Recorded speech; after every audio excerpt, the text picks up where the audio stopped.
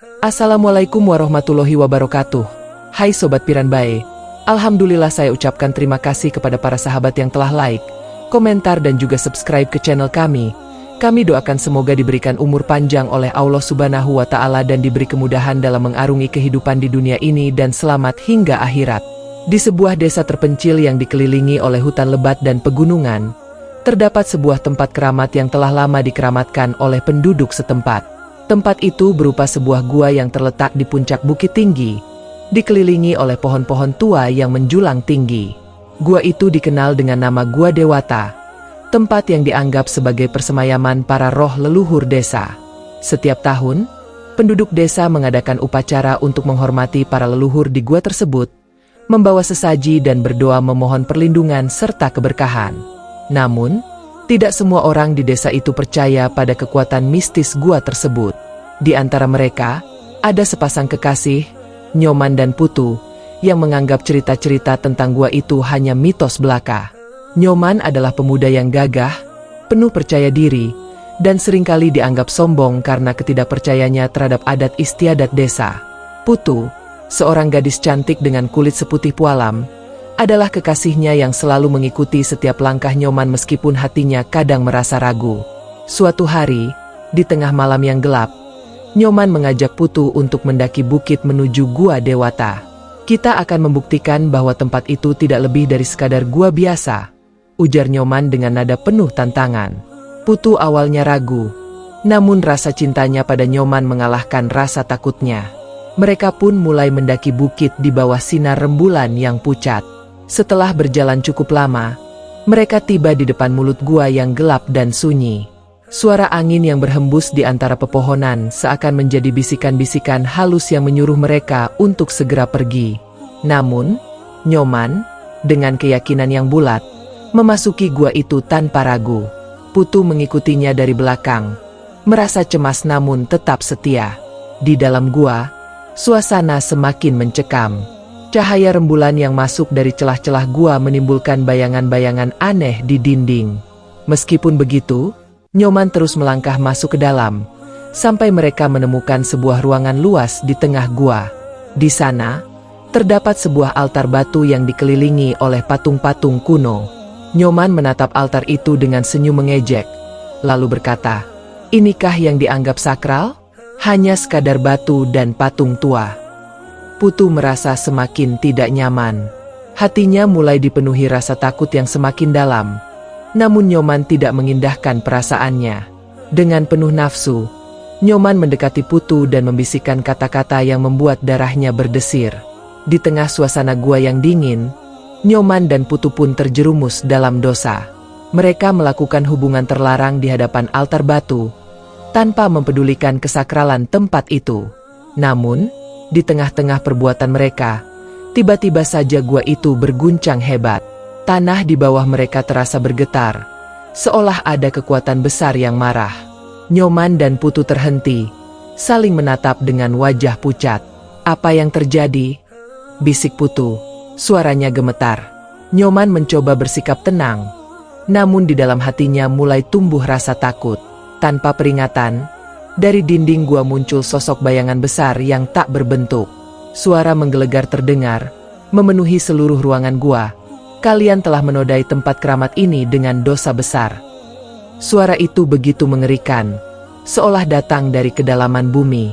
Putu berteriak, memeluk Nyoman dengan tubuh yang gemetar.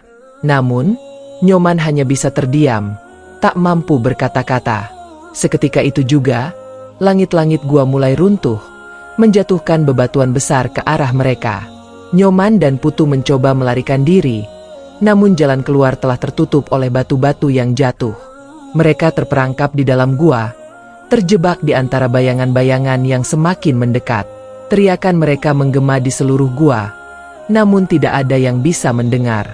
Malam itu, gua tersebut menjadi saksi bisu dari kehancuran dua jiwa yang tertipu oleh hawa nafsu.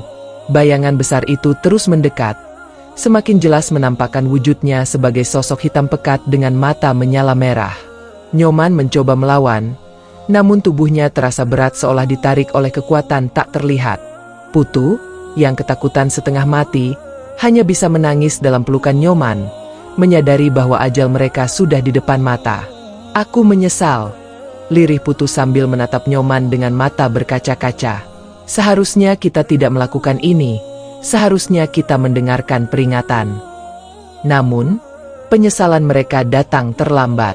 Sosok hitam itu menyentuh mereka, dan seketika rasa sakit luar biasa menjalar di seluruh tubuh mereka.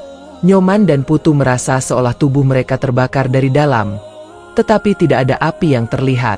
Seketika itu juga, tubuh mereka mulai berubah.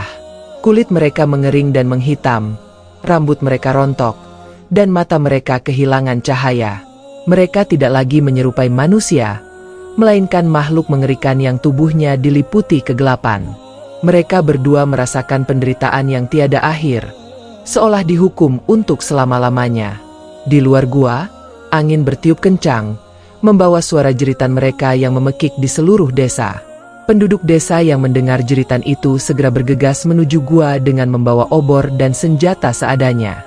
Namun, ketika mereka tiba di sana, gua tersebut telah tertutup sepenuhnya oleh runtuhan batu. Tidak ada yang tahu apa yang terjadi pada Nyoman dan Putu, namun mereka semua merasa bahwa gua itu telah mengamuk. Sejak malam itu, gua Dewata semakin ditakuti. Tidak ada yang berani mendekatinya, apalagi masuk ke dalamnya. Bahkan para tetua desa tidak bisa menjelaskan dengan pasti apa yang telah terjadi. Namun mereka tahu satu hal, tempat keramat itu telah memberikan hukuman kepada mereka yang berani menodainya. Tahun demi tahun berlalu, namun legenda tentang Nyoman dan Putu terus hidup di desa itu. Mereka menjadi peringatan bagi generasi-generasi berikutnya untuk tidak pernah meremehkan kekuatan alam dan roh-roh leluhur. Setiap kali seseorang mendekati gua, mereka akan merasakan hawa dingin yang tidak wajar, seolah ada mata yang mengawasi mereka dari dalam kegelapan. Penduduk desa percaya bahwa roh Nyoman dan Putu masih terperangkap di dalam gua, menderita karena dosa mereka. Mereka menjadi bagian dari tempat keramat itu, menjadi bayangan-bayangan yang menghantui setiap sudut gua. Tidak ada yang bisa melepaskan mereka dari azab yang mereka terima. Seolah-olah mereka ditakdirkan untuk terus mengingatkan semua orang akan kesalahan mereka yang fatal. Pada malam-malam tertentu, terutama saat bulan purnama, penduduk desa sering mendengar suara-suara aneh dari arah gua. Ada yang mengatakan itu adalah jeritan kesakitan, ada pula yang mengatakan itu adalah bisikan penuh penyesalan. Tidak ada yang tahu pasti, namun satu hal yang pasti, gua itu tetap menjadi tempat yang penuh misteri dan ketakutan. Di desa itu, Nyoman dan Putu dikenang sebagai dua jiwa yang tersesat, yang membayar mahal karena ketidakpercayaan dan kesombongan mereka. Mereka adalah contoh nyata dari apa yang terjadi ketika manusia mencoba melawan kekuatan yang jauh lebih besar dari dirinya. Dan gua itu, gua Dewata, terus berdiri sebagai saksi bisu dari dosa dan azab yang abadi. Setiap tahun, saat upacara penghormatan leluhur diadakan, penduduk desa selalu mengingat Nyoman dan Putu dalam doa mereka. Mereka berdoa agar roh keduanya bisa menemukan kedamaian. Meskipun jauh di lubuk hati mereka tahu bahwa kedamaian itu mungkin tidak akan pernah datang. Gua Dewata telah menuntut keadilan, dan hukuman yang diberikan tidak dapat dibatalkan. Legenda tentang Nyoman dan Putu menjadi bagian dari kehidupan desa itu, mengajarkan generasi demi generasi untuk selalu menghormati alam dan kekuatan yang tidak terlihat. Tidak ada yang berani lagi meremehkan tempat-tempat keramat, karena mereka tahu bahwa harga yang harus dibayar bisa lebih besar dari yang bisa mereka bayangkan. Dan begitulah, gua itu terus menjadi tempat yang diselimuti misteri dan ketakutan.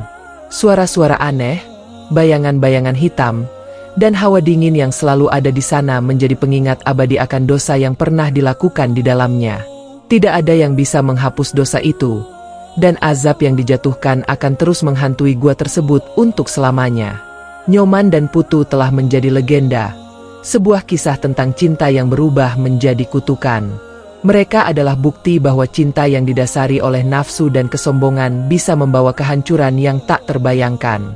Desa itu terus hidup dalam bayang-bayang kisah Nyoman dan Putu, dan setiap penduduk selalu mengingat pesan moral dari tragedi tersebut.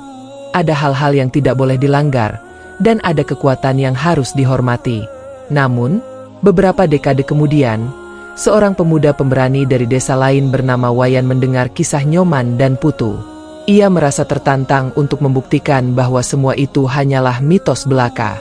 Wayan, yang dikenal sebagai sosok yang tidak takut pada apapun dan sangat skeptis terhadap cerita-cerita mistis, bertekad membuktikan bahwa tidak ada yang istimewa dari Gua Dewata. Tanpa memberitahu siapapun, Wayan mempersiapkan diri untuk mendaki bukit dan memasuki Gua Dewata. Ia berangkat pada malam hari, hanya ditemani oleh sinar rembulan yang redup. Langit malam itu tampak cerah, tanpa tanda-tanda akan terjadi sesuatu yang buruk. Wayan melangkah dengan penuh percaya diri, tidak peduli dengan angin dingin yang berhembus kencang, seolah mencoba menghentikannya. Setibanya di depan gua, Wayan merasa sedikit ragu, namun segera menepis perasaan itu. Ini hanya gua biasa, katanya pada dirinya sendiri, lalu melangkah masuk. Di dalam gua, suasana mencekam langsung menyambutnya. Tidak ada suara apapun kecuali gemuruh angin dari luar. Wayan menyalakan obor yang dibawanya dan mulai berjalan lebih dalam. Semakin dalam ia masuk, semakin terasa hawa dingin yang aneh menyelubungi gua. Batu-batu di dinding tampak seperti wajah-wajah yang memandanginya dengan tatapan tajam. Namun, Wayan terus maju hingga tiba di ruang tengah gua, tempat di mana altar batu itu berdiri. Ia menatap altar tersebut, mencoba menemukan apapun yang mungkin bisa menjelaskan kisah menyeramkan yang pernah ia dengar. Tanpa disadarinya, hawa di sekitar mulai berubah. Angin yang tadinya hanya semilir, kini berubah menjadi hembusan kuat yang seolah berasal dari dalam gua itu sendiri. Wayan merasa ada sesuatu yang tidak beres, namun ia tetap berusaha menjaga ketenangannya. Ia mendekati altar itu dan dengan sombong, mengangkat tangannya tinggi-tinggi, seolah menantang kekuatan apapun yang ada di sana. Tiba-tiba, suara berat dan mengerikan terdengar memenuhi gua. Beraninya kau menginjakan kaki di tempat ini, manusia sombong. Wayan terperanjat, namun ia mencoba berpura-pura tenang. Tunjukkan dirimu, tantangnya dengan suara gemetar. Namun, yang ia lihat hanyalah bayangan hitam yang menyelimuti ruangan itu, seperti kabut tebal yang bergerak mendekatinya. Bayangan itu semakin mendekat, dan Wayan mulai merasakan ketakutan yang luar biasa. Tubuhnya terasa kaku, dan keringat dingin mengalir di seluruh tubuhnya. "Aku tidak takut padamu," teriaknya, mencoba menyemangati dirinya sendiri. Namun, bayangan itu hanya mendekat tanpa henti, hingga akhirnya melingkupi seluruh tubuh Wayan. Wayan merasakan kegelapan yang begitu pekat, seolah-olah seluruh dunia telah lenyap. Ia tidak bisa melihat apapun, bahkan tidak bisa mendengar suaranya sendiri. Hanya ada keheningan yang menakutkan, diiringi oleh rasa sakit yang perlahan-lahan menjalar di setiap sel tubuhnya. Ia mencoba berteriak, namun suaranya tidak keluar. Dalam kegelapan itu, Wayan mulai merasakan penyesalan yang mendalam. Ia menyadari bahwa apa yang ia lakukan adalah sebuah kesalahan besar. Seperti Nyoman dan Putu, ia telah menodai tempat yang tidak seharusnya ia sentuh. "Ampuni aku," bisiknya dalam hati, namun jawaban yang ia terima hanyalah rasa sakit yang semakin menyiksa. Beberapa saat kemudian, kegelapan itu menghilang, meninggalkan tubuh Wayan yang sudah terkapar di lantai gua. Ia tidak lagi merasa sombong atau pemberani. Ia hanya merasa ketakutan yang luar biasa, seolah setiap detik adalah siksaan yang tak berujung. Tubuhnya yang lemah dan tergores mulai merasakan azab yang sama seperti yang dialami oleh Nyoman dan Putu bertahun-tahun yang lalu. Wayan akhirnya menyadari bahwa tidak ada jalan keluar. Gua Dewata telah menuntut korban baru, dan kali ini, ia adalah yang dipilih. Dalam keputusasaan, ia hanya bisa memikirkan satu hal, bahwa cerita-cerita yang ia anggap mitos ternyata benar adanya. Tidak ada yang bisa menantang kekuatan yang ada di tempat keramat itu tanpa menerima konsekuensinya. Kisah Wayan menambah panjang legenda mengerikan tentang Gua Dewata. Penduduk desa yang menemukan tubuhnya yang tak bernyawa di luar gua beberapa hari kemudian hanya bisa menggelengkan kepala dan berdoa. Mereka tahu bahwa gua itu tidak boleh lagi diganggu. Setiap kali ada yang berpikir untuk menantang kekuatan gua itu, mereka akan teringat pada kisah-kisah mengerikan yang telah terjadi di sana. Dan begitu, Gua Dewata terus berdiri, seolah menunggu mereka yang berani menantang takdir. Tempat itu menjadi simbol dari kekuatan alam yang tidak bisa dikendalikan oleh manusia, serta bukti bahwa ada dosa yang tidak akan pernah diampuni. Azab yang menimpa Nyoman, Putu, dan Wayan menjadi pengingat abadi bahwa manusia harus tahu batas dan tidak bermain-main dengan kekuatan yang tidak mereka mengerti. Gua itu tetap sunyi, tapi cerita tentangnya terus bergema di hati penduduk desa, mengajarkan mereka untuk selalu berhati-hati dalam menjalani kehidupan. Tidak ada yang tahu apa yang akan terjadi selanjutnya. Namun satu hal yang pasti, Gua Dewata akan selalu menjadi tempat yang penuh misteri, menyimpan rahasia-rahasia yang tidak boleh diungkap oleh siapapun.